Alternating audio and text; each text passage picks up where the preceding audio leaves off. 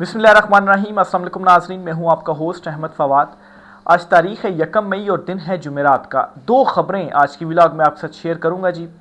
پہلی بڑی breaking news تو یہ ہے کہ امریکہ نے چنتخب رجیم اور جو اردلی حکومت ہے اس کی کلاس لے لی ہے، اور عمران خان صاحب کی رہائی کے لیے مسلسل جو دباؤ ہے وہ بڑھتا جا رہا ہے۔ بجلیاں گرا دی ہیں اس رجیم کے اوپر۔ کچھ ایکسکلوسیو ڈیٹیلز آپ کے ساتھ میں شیئر کروں گا۔ پہلی فون کال آئی ہے امریکہ سے پاکستان کو، اور اس فون کال میں شہباز شریف سے جو گفتگو ہے وہ کی گئی ہے، اور ایک بڑی جو وارننگ ہے وہ ایشو کی گئی ہے۔ دوسرے نمبر پر ناظرین جو خبر آپ کے ساتھ میں نے شیئر کرنی ہے وہ سپریم کورٹ آف پاکستان سے ہے۔ سپریم کورٹ آف پاکستان میں مخصوص نشستوں سے متعلق جو کیس تھا، اس کی جو نظر ثانی ایک اپیل تھی، اس پر ایک بینچ بنایا گیا ہے 13 رکنی۔ اچانک سے یہ بینچ بنا ہے۔ ان مخصوص نشستوں کا کیا ہوگا؟ کیا یہ پی ٹی آئی کو ملیں گی، یا عمران خان صاحب کا جو ڈر ہے،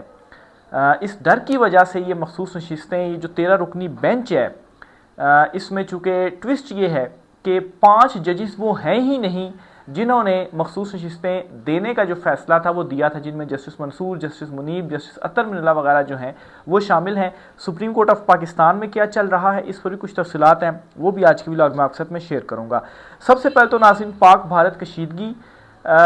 اس معاملے پر امریکہ نے بھارت کو بھی کال کی ہے اور پاکستان کو بھی فون کال کی ہے۔ بھارتی وزیر خارجہ جو ہیں جے شنکر، ان کو امریکہ کی جانب سے کال آئی ہے، اور یہ جو امریکی وزیر خارجہ ہیں مارکو روبیو، ان کی جانب سے یہ کالز کی گئی ہیں، اور پاکستان میں شہباز شریف کو جو کال ہے وہ کی گئی ہے۔ اب سب سے پہلے تو یہ آپ ترتیب ہی دیکھ لیں، اور اس ترتیب سے یہ اندازہ لگا لیں کہ وہ کتنی اہمیت دے رہا ہے اس عدلی حکومت کو، یعنی کہ بھارت کے وزیر خارجہ سے بات کی جا رہی ہے امریکی وزیر خارجہ کی طرف سے، جبکہ پاکستان میں وزیر اعظم سے بات کی جا رہی ہے۔ ہونا تو یہ چاہیے تھا کہ وزیر خارجہ کو آپ کال کرتے اور ان سے جو بات تھی وہ کرتے، لیکن ان کو بھی معلوم ہے کہ یہ جو اردلی حکومت ہے اس کی کل جو ویلیو ہے یہ ہے کتنی۔ بہرحال جی، اس کال میں جو مارکو روبیو ہیں انہوں نے شہباز شریف سے کیا کہا ہے، پہلے تو یہ ڈیٹیل سنیے، اور پھر اس کے بعد آپ دیکھیے کہ کیسی جو کلاس ہے وہ لی گئی ہے، اور عالمی سطح پر جو ہم یہ بیانیہ بنانے کی کوشش کر رہے تھے جی کہ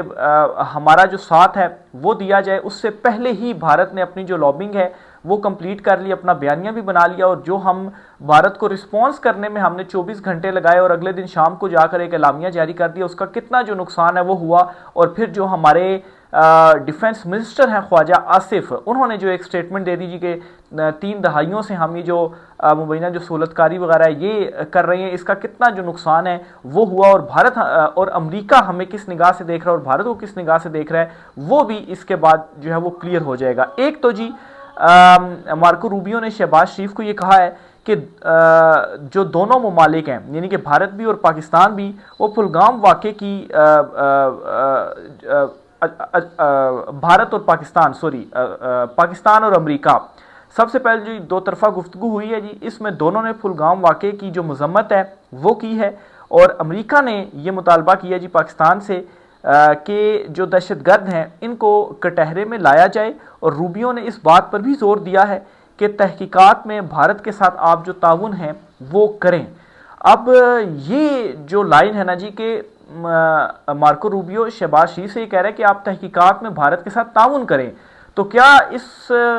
واقعے کی تحقیقات ہو رہی ہیں، اور کیا پاکستان نے کسی قسم کا تعاون نہیں کیا جو امریکہ کی جانب سے اس قسم کا جو سٹیٹمنٹ ہے یا اس قسم کی جو گفتگو ہے شہباز شریف کے ساتھ کی گئی؟ حالانکہ شہباز شریف نے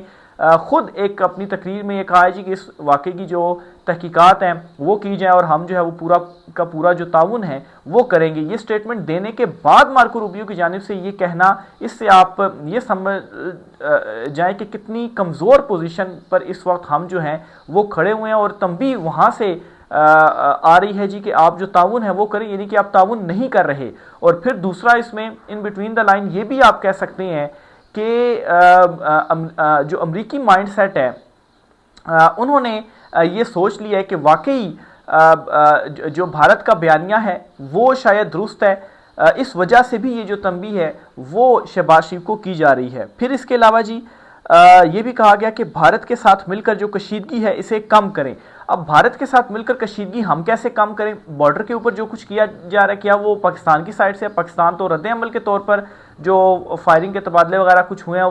وہ کر رہا ہے، فوجیں تو بھارت جو ہے وہ اپنی لا رہا ہے، اسلحہ پہنچا رہا ہے، اس کے علاوہ سرحدی علاقے وہ اپنے خالی جو ہے وہ کروا رہا ہے، تو ہم کیسے کشیدگی کم کریں؟ کشیدگی تو پھر بھارت کی طرف سے وہ پیچھے ہو، اور جو سندھ طاس معاہدہ ہوا ہے وہ ہم نے تو معطل نہیں کیا، سندھ طاس معاہدہ کس نے معطل کیا؟ وہ بھارت نے معطل کیا ہے، تو ہم کیسے کشیدگی کم کریں؟ لیکن وہی عالمی سطح پر بھارتی بیانیہ یہ جو گفتگو ہوئی ہے اس بات کی دلیل ہے کہ ان کے بیانیوں کو ایکسیپٹ کیا گیا اور الٹا ہمارے اوپر ہی زور دیا جا رہا ہے جی کہ آپ ایسے کریں اور آپ ایسے کریں۔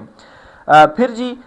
اس کے اوپر ایک طرح سے چونکہ بھارتی جو وزیر خارجہ ہیں جی ان سے بھی گفتگو ہوئی ہے، لیکن ان سے ٹوٹلی اس کے اپوزٹ جو گفتگو ہے وہ کی گئی، اور ان سے کسی قسم کا بھی جو زور ہے وہ نہیں ڈالا گیا، اور سارے کا سارا جو زور ہے جی وہ شہباز شریف کے اوپر ہی ڈالا گیا ہے۔ تو یہ جی اردلی حکومت ہے، اور یہ چنتخب رجیم ہے، اور یہ ان کی عالمی سطح کے اوپر ویلیو ہے۔ اب ویسے ہی نہیں کہا جا رہا،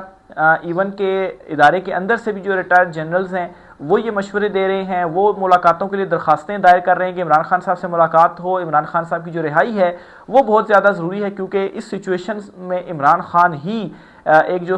کلیئر سٹینڈ ہے وہ لے سکتے ہیں، کیونکہ عوام بھی ان کے ساتھ ہی کھڑی ہوئی ہے اور عالمی سطح پر وہ بات بھی کر سکتے ہیں۔ اب اسی طرح سے جی زلمے خلیل زاد ہیں، انہوں نے بھی ایک سٹیٹمنٹ دی اور وہ یہ کہتے ہیں کہ بھارت کے ساتھ کشیدگی اور جنگ کے امکانات بڑھنے کے ساتھ ہی کئی پاکستانی رہنما قومی یکجہتی کی اپیل کر رہے ہیں۔ یہ یقیناً ایک قابل ستائش مقصد ہے، لیکن اس کے راستے میں سب سے بڑی رکاوٹ ملک کے سب سے مقبول رہنما عمران خان کی مسلسل قید ہے۔ قومی یکجہتی کا تقاضا ہے کہ عمران خان کو فوری رہا کیا جائے۔ تو یہ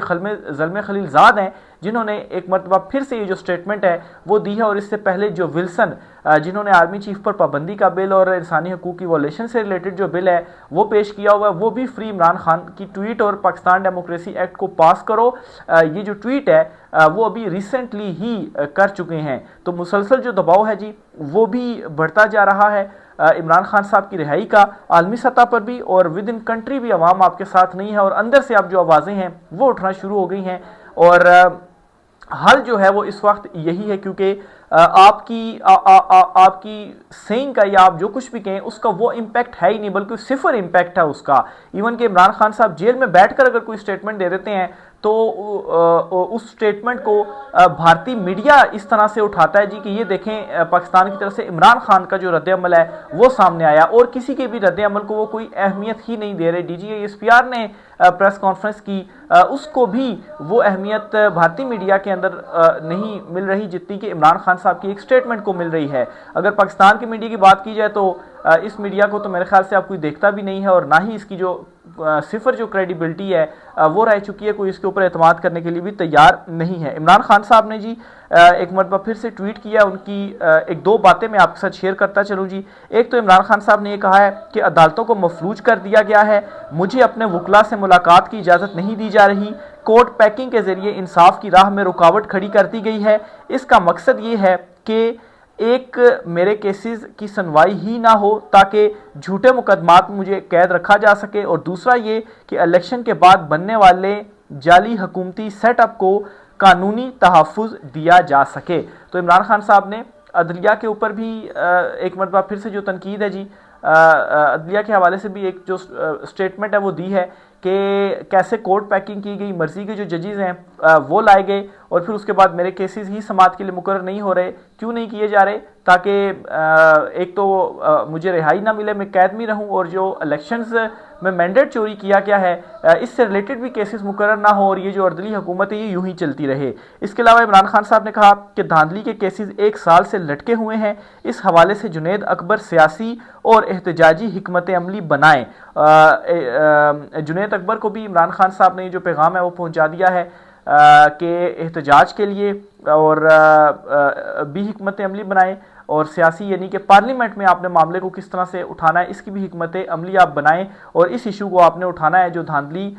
کے جو کیسز ہیں وہ 1 سال سے عدالت میں لٹکے ہوئے ہیں۔ دوسری طرف جو عدالتیں ہیں ہماری وہ کیا کر رہی ہیں، اس کی بھی ایک ایگزامپل میں آپ کے ساتھ شیئر کرتا ہوں جی۔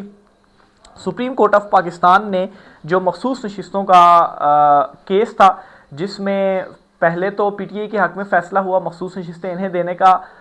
جو ڈیسیجن تھا وہ اکثریتی ایک فیصلہ سامنے آیا تھا جو کہ جسٹس منصور علی شاہ اور 8 ججز کی جانب سے دیا گیا تھا. اس پر جی ایک نظر ثانی دائر کی گئی تھی. وہ نظر ثانی بھی اب سماعت کے لیے مقرر کر لی گئی ہے, لیکن اس میں ٹوسٹ یہ ہے جی کہ وہ جو 8 ججز تھے جنہوں نے حق میں فیصلہ دیا تھا, ان 8 ججز میں سے 5 ججز کو اس نظر ثانی میں بٹھایا ہی نہیں گیا, اس بینچ میں ڈالا ہی نہیں گیا. 3 تو ٹھیک ہے, لیکن 5 کون کون سے, جس میں جسٹس منصور علی شاہ, جسٹس منیب اختر اور جسٹس عطر اللہ وغیرہ جو ہیں وہ شامل ہیں. یہ جو 5 ججز ان کو بٹھایا ہی نہیں گیا. اور کتنے رکنی بینچ بنا دیا گیا؟ 13 رکنی بینچ بنا دیا گیا, اور اس کی جو سربراہی ہے وہ آئینی بینچ کے سربراہ جسٹس امین الدین خان جو ہیں ان کو دے دی گئی ہے. تو اب اس سے آپ سمجھ جائیں جی جو بینچ ہے وہ جو بنا ہے, اور عمران خان صاحب نے بھی کورٹ پیکنگ کہہ دیا ہے. تو اب یہ جو مخصوص نشستوں کی نظر ثانی ہے جی, اس میں بھی جو فیصلہ ہے وہ الٹ جائے گا, اور یہ کہہ دیا جائے گا نہیں جی یہ پی ٹی آئی کو نہیں ملنی چاہیے, یہ جو ہے وہ کسی اور فارمولے کے تحت کسی اور کے پاس جو مخصوص نشستیں ہیں وہ چلی جانی چاہیے. اب اس کا بظاہر جو مقصد ہے جی وہ مجھے یہ سمجھ آ رہا ہے کہ عمران خان صاحب کو ہر حال میں ان کو رہا کرنا ہی کرنا پڑے گا. یہ زیادہ تر عمران خان صاحب کو اب جیل میں نہیں رکھ سکتے. تو ڈر ان کو یہ ہے کہ عمران خان اگر باہر آ جاتا ہے تو سسٹم کے اوپر ہماری جو گرپ ہے وہ ایسی ہونی چاہیے کہ عمران خان کو ہم کچھ کرنے ہی نہ دیں, مخصوص نشستیں تک عمران خان کو ہم جو ہے وہ نہ دیں. تو اس لیے جی مخصوص نشستیں اگر کسی دوسری طرف چلی جاتی ہیں, جو بینچ بنایا گیا ہے اس بینچ کو دیکھ کر کوئی بھی کورٹ رپورٹر جو ایک عرصے سے کورٹ رپورٹنگ کر رہا ہے, سپریم کورٹ کی کر رہا ہے, تو اب تو مطلب میں بھی جو ہے وہ 7-8 سال ہو گئے ہیں سپریم کورٹ کی رپورٹنگ کر رہا ہوں. تو بینچ دیکھ کر ہی خاص طور پر گزشتہ کچھ عرصے میں آپ کو اندازہ ہو جاتا ہے کہ اس کیس کا جو فیصلہ ہے جی وہ کیا آنے جا رہا ہے. تو یہ بینچ دیکھنے کے بعد ہی میں یہ کہہ سکتا ہوں کہ اس کا فیصلہ ریورس جو ہے وہ ہونے جا رہا ہے, اور مخصوص نشستیں پی ٹی آئی کو نہیں ملیں گی, وہ اب دوسروں کی طرف جو ہے وہ چلی جائیں گی. تو بہرحال جی یہ ایک اور یقینی بنایا جا رہا ہے جی کہ اگر عمران خان باہر بھی آتے ہیں تو مخصوص نشستیں بھی ان کو نہیں ملتے, اور مزید ان کو جو کمزور ہے وہ کیا جائے. لیکن میں یہ سمجھتا ہوں کہ یہ جو مرضی کوشش کر لے, عمران خان کے باہر آنے کی دیر ہے. یہ جو سارا سیٹ اپ ہے یہ لپیٹا جائے گا. یہ اپنی طرف سے تو بالکل کرتے رہیں, بے شک ترمیمیں بھی کرتے رہیں اور بھی بہت کچھ کرتے رہیں, عمران خان کو یہ نہیں روک سکتے, کیونکہ عوام جو ہے وہ ساری کی ساری وہ عمران خان کے ساتھ ہی کھڑی ہوئی ہے. 26ویں ترمیم ہو, بلکہ اب تو 27ویں ترمیم کا بھی شور ہے جی کہ جو 27ویں ترمیم ہے وہ شاید لائی جائے, اور اس میں